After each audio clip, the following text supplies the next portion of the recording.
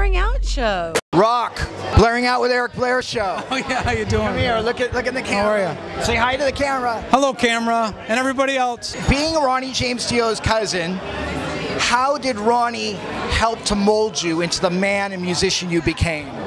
Well, when I started with Ronnie, I was a teenager. When I first joined his band was called Ronnie Dio and the Prophets.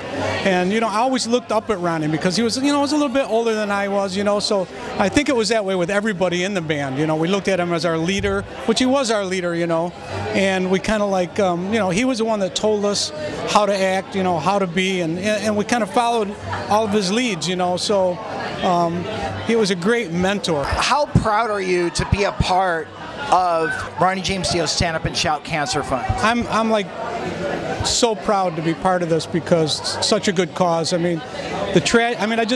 think about Ronnie being gone, and I still can't believe it. But to be a part of anything in his name for the good of anything that related to cancer, the demon that took him from us, I want to be part of, and I would do anything to be part of that. Rock, you're going to be a part of the All-Star Jam tonight, correct? Yeah, that's right. I'm going to be doing a song that I recorded with Ronnie, actually, called Metal Will Never Die. And it was a strange situation when that song got recorded because Ronnie and I had been talking for years, like the last 10 years of his life, about doing an Elf reunion or doing something related, a Dio, Elf, whatever, and just to do something together again.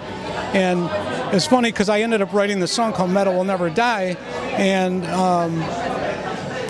with the no intentions of Ronnie singing the song, it was just a song that I wrote. And one of the times Ronnie was coming up back home, his mother was ill, so he was coming home more frequently. He said, "Hey Rock, I'm going to be in town for a couple of days." He said, "I could sing a song, So I said, "Great, So I said, I had that song. I had just written the song like a day before he called.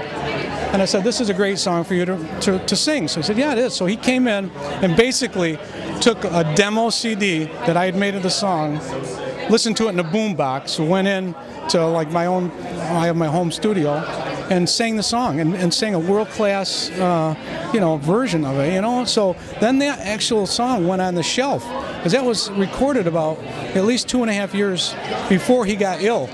And we didn't really know what was going to happen with the song, if it would come out on a solo album that I did, a Rod's album, and another Elf album, whatever. But it was just sitting there recorded.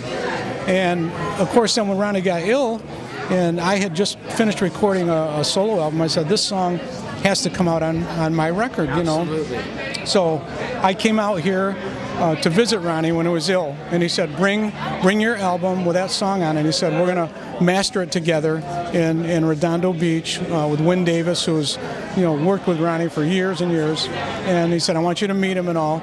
So I came, and Ronnie was like really, really sick. He was suffering a lot. He was in a lot of pain, but he was like insisted that he go to the studio with me that day, which was about a 45-minute to an hour drive from here.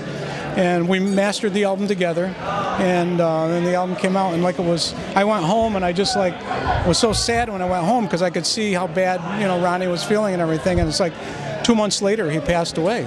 So what that song is to me is like probably one of the most important songs I've ever written, and it means a lot more to me, that song, than any other song I've ever written or ever will write, because it's the song that him and I got to record again together with, So, the horrible turn of events with him passing, at least we have this song that becomes part of his legacy, and it just means a lot to me. That's the song I'm playing tonight.